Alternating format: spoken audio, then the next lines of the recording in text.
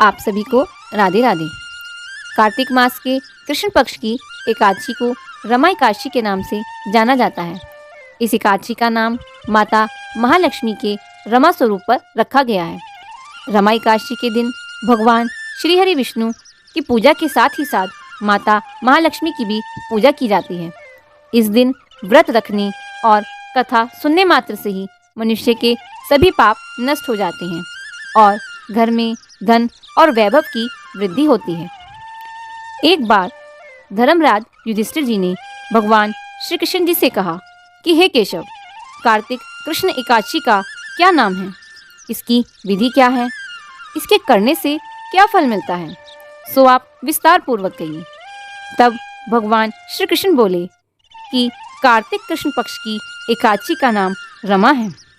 यह बड़े बड़े पापों का नाश करने वाली है। इसका महात्म्य और कथा मैं तुमसे कहता हूँ। इसकी एक पौराणिक कथा प्रचलित है, ध्यान पूर्वक सुनो। प्राचीन काल में मुचकुंद नाम का एक राजा था। उसकी इंद्र के साथ मित्रता थी और साथ ही साथ यम, कुबेर, वरुण और विभीषण भी उसके मित्र थे। यह राजा बड़ा ही धर्मात्मा था और विष्णु भक्त और न्याय के साथ राज्य करता था। उस राजा की एक कन्या थी जिसका नाम चंद्रभागा था। उस कन्या का विवाह चंद्रसेन के पुत्र शोभन के साथ हुआ। एक समय वह शोभन अपने ससुराल आया हुआ था।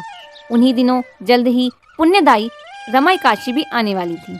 जब वह व्रत के दिन समीप आने लगे तो चंद्रभागा के मन में अत्यंत चिंता हुई कि मेरे पति अत्यंत दुर्बल हैं और मेरे पिता की आज्ञा अति कठोर। दशमी को राजा ने ढोल बजवाकर सारे राज्य में यह घोषणा करवा दी कि एकादशी को भोजन नहीं करना चाहिए। ढोल की घोषणा सुनते ही शोभन को अत्यंत चिंता हुई और अपनी पत्नी से कहा कि हे प्रिय, अब क्या करना चाहिए, मैं किस प्रकार भी भूख सहन नहीं कर सकूंगा। ऐसा उपाय बताओ कि जिससे मेरे प्राण बच सकें, अन्यथा मेरे प्राण अवश्य चले जाएंगे। चंद्रभागा कहने लगी कि हे स्वामी, मेरे पिता के राज्य में एकादशी के दिन कोई भी भोजन नहीं करता। हाथी, घोड़ा, ऊंट, बिल्ली, गौ आदि सभी अन्न जल ग्रहण नहीं कर सकते। फिर मनुष्य तो कहना ही क्या। यदि आप भोजन करना चाहते हैं तो किसी अन्य दूसरे स्थान पर चले जाइए, क्योंकि यदि आप यहीं रहना चाहते हैं तो आपको अवश्य व्रत करना पड़ेगा। ऐसा सुनकर शोभन कहने लगा कि हे प्रिय, मैं अवश्य ही व्रत करूँगा। जो भाग्य में होगा वह देखा जाएगा। इस प्रकार से विचार कर शोभन ने व्रत रख लिया और वह भूख व प्यास से अत्यंत पीड़ित होने लगा। जब सूर्य नारायण भगवान अस्त हो गए और रात्रि को जागरण का समय आया तो वैष्णवों को अत्यंत हर्ष देने वाला था, परंतु शोभन के लिए वह जागरण की रात अत्यंत दुखदायी हुई।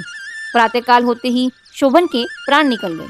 तब राजा ने सुगंधित काष्ठ से उसका दाह संस्कार करवाया, परंतु चंद्रभागा ने अपनी पिता की आज्ञा से अपने शरीर को भस्म नहीं किया और शोभन की अंत्येष्टि क्रिया के बाद अपने पिता के घर में ही रहने लगी। रमा एकादशी के प्रभाव से शोभन को मंदराचल पर्वत पर धन धान्य से युक्त और शत्रुओं से रहित एक सुंदर देवपुर प्राप्त हुआ। वह अत्यंत सुंदर रत्न और स्वर्ण से जड़ित खंभों से निर्मित अनेक प्रकार के स्फटिक मणियों से सुशोभित भवन में बहुमूल्य वस्त्राभूषण तथा छत्र व चवर से विभूषित होने लगा। गंधर्व और अप्सराओं से युक्त सिंहासन पर आरूढ़ ऐसा शोभायमान होता था कि मानो दूसरा इंद्र ही हो। एक समय मुचकुंद नगर में रहने वाले एक सोम शर्मा नामक पंडित तीर्थ यात्रा करते हुए घूमते घूमते उधर जा निकले और उन्होंने शोभन को पहचान कर कहा कि यह तो राजा का जमाई शोभन है। उसके निकट गए। शोभन भी उन्हें पहचान कर अपने आसन से उठकर उनके पास आया और प्रणाम करके अपनी ससुराल की कुशलता के बारे में पूछा। तब ब्राह्मण ने कहा कि राजा मुचकुंद और आपकी पत्नी कुशलता से हैं। नगर में भी सब प्रकार से कुशल है, परंतु हे राजन, हमें आश्चर्य हो रहा है। आप अपना वृतांत कहिए कि ऐसा सुंदर नगर जो कि ना कभी देखा ना सुना आपको कैसे प्राप्त हुआ। तब शोभन बोले कि कार्तिक मास की रमा एकादशी का व्रत करने से मुझे यह नगर प्राप्त हुआ। परंतु यह अस्थिर है। यह स्थिर हो जाए ऐसा कोई उपाय कीजिए। ब्राह्मण कहने लगे कि हे राजन, यह स्थिर क्यों नहीं और किस किस स्थिति से यह स्थिर हो सकता है, आप बताएं, फिर मैं अवश्य में यह उपाय करूँगा। मेरी इस बात को आप मिथ्या न समझिए। शोभन ने कहा कि मैंने इस व्रत को श्रद्धा रहित होकर किया। यह सब कुछ अस्थिर इस वजह से है। यदि आप राजा मुचकुंद की कन्या चंद्रभागा को यह सब वृतांत कहें तो वह इस राज्य को स्थिर होने का कोई उपाय बता सकती हैं। ऐसा सुनकर उन ब्राह्मण ने अपने नगर लौटकर चंद्रभागा से सब वृतांत कह सुनाया। ब्राह्मण के वचन सुनकर चंद्रभागा को बड़ी प्रसन्नता हुई और ब्राह्मण से कहने लगी कि हे ब्राह्मण देवता, यह सब बातें आप सच कह रहे हैं ना, या कोई स्वप्न है? तब ब्राह्मण देव कहने लगे कि हे पुत्री, मैंने हमारे पति को प्रत्यक्ष देखा है, साथ ही उनका वह मणियों जड़ित राज्य भी देखा है। उन्होंने यह कहा है कि यह राज्य स्थिर नहीं है। जिस प्रकार वह स्थिर हो सके ऐसा कोई उपाय बताइए। चंद्रभागा कहने लगी कि हे विप्र, तुम मुझे वहाँ ले चलो। मुझे पतिदेव के दर्शन की तीव्र लालसा है। मैं अपने किए हुए पुण्य से उस नगर को स्थिर बना दूंगी। आप ऐसा कार्य कीजिए जिससे उनका हमारा संयोग हो, क्योंकि वियोगियों को मिलाना महान पुण्य का कार्य है। सोम शर्मा यह बात सुनकर चंद्रभागा को लेकर मंदराचल पर्वत के समीप वामन देव के आश्रम पर गए। वामन देव से सारी बात कहकर वेद मंत्रों के साथ उच्चारण से चंद्रभागा को अभिषेक कर दिया। तब ऋषि के मंत्र के प्रभाव और एकादशी के व्रत से चंद्रभागा का शरीर दिव्य हो गया और वह दिव्य गति को प्राप्त हो गई। इसके बाद बड़ी प्रसन्नता के साथ अपने पति के निकट गई। अपनी प्रिय पत्नी के आते देख शोभन अति प्रसन्न हुआ और उसे बुलाकर अपनी बाईं तरफ बिठा लिया।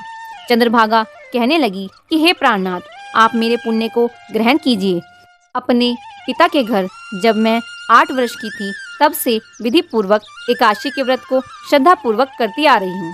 इस पुण्य के प्रताप से आपको यह नगर स्थिर हो जाएगा तथा समस्त कर्मों से युक्त होकर प्रलय के अंत तक यह स्थिर रहेगा।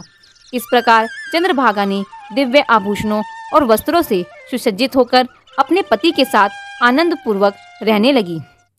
हे राजन, यह मैंने रमा एकादशी का महात्म्य और पौराणिक कथा तुमसे कही। जो मनुष्य इस व्रत को करते हैं उनके ब्रह्म हत्या आदि समस्त पाप नष्ट हो जाते हैं। कृष्ण पक्ष और शुक्ल पक्ष दोनों की एकादशियाँ समान हैं। इनमें कोई भेदभाव नहीं, दोनों समान फल देती हैं। जो मनुष्य इस महात्म्य को पढ़ते अथवा सुनते हैं वे समस्त पापों से छूटकर विष्णु लोक को प्राप्त होते हैं। बोलिए वृंदावन बिहारी लाल की जय।